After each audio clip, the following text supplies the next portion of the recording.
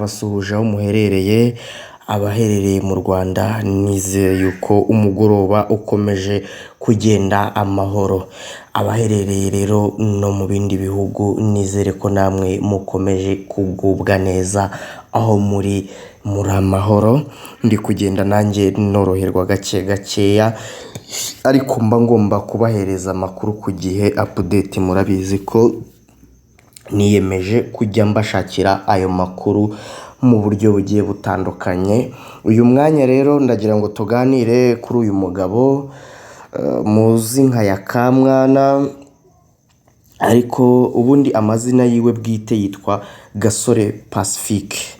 Gasore Pacifique ni umuntu umenyerewe mu bintu bijyanye no kuba yakwisindira akivugira amagambo apfuye kuba yakibonekera uko abyumva.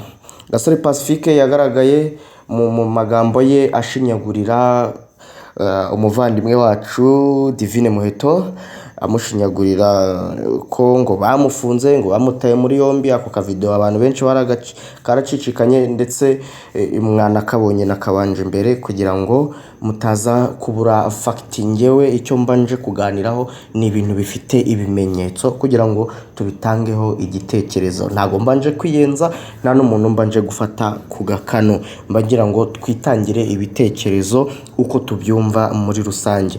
Tuganire kuri uyu musore ubwo yagiye ku rukiko, ingoro y'urukiko hariya rw'ibanze rwa Kicukiro, yatejeyo akaduruvaye, atezayo akavuyo, yanasinze birangira n'ubundi nawe bamusigaranye. Ubu ngubu ari mu maboko ataraye. Baravuze ngo urucira mukaso rugatwara nyoko. Uwo ni umugani wavuzwe, naje nkusanga so mpimbye.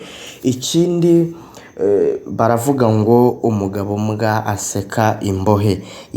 Yagaragaye mu magambo ye ubona ko yishimiye kuba yafungwa, ndetse hari n'umunyamakuru wamubajije ngese Yaka arifata ku mavuta na Muheto ninde wakifuza ko bafungura. Yakayivugiye mu magambo ye ati nibafungure fata ku mavuta Muheto wa mukanyage, ngo kubera yuko ngo abakobwa ngo ibintu bakora muri no minsi ngo biteye ubwoba.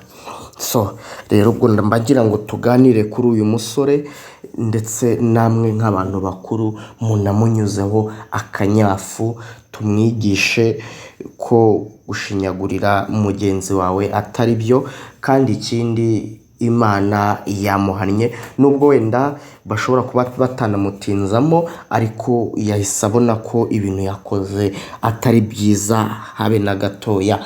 Gushinyagurira umuntu uri mu byago, uri mu bibazo nk'ibi ngibi, biba biteye ikibazo. Banyarwandakazi, ngewe nkimara kubyumva rwose nahise mvuga ngo uyu mutipe ashobora kuba ahubwo yari yasinze, kugeza naho avuga ko uyu mwana w'umukobwa ngo ni Divine ngo akoresha ngo inzoga ya bitoki ngo urwagwa.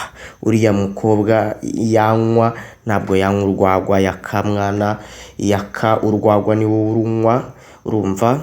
Ntabwo uriya mwana w'umukobwa yanywa urwagwa. Kandi ikindi, iki kiganiro wenda n'ubagarutse ukanakibona, uzamenye ko gushinyagurira umuntu ufunze cyangwa gushinyagurira umuntu wagize ibyago aba atari ibintu byiza cyane. Iyo ubuze icyo uvuga urenzaho ukicecekera mu mutima wawe, aho kugira ngo uvuge amagambo mabi yakomeretsa mugenzi wawe ndetse nawe akaba yanakugiraho ingaruka, wakicecekera ahubwo ukigendera. Umuntu akaba yakuziza ko nta kintu watangaje, aho ngaho ntabwo waba uri umunyabyaha rwose.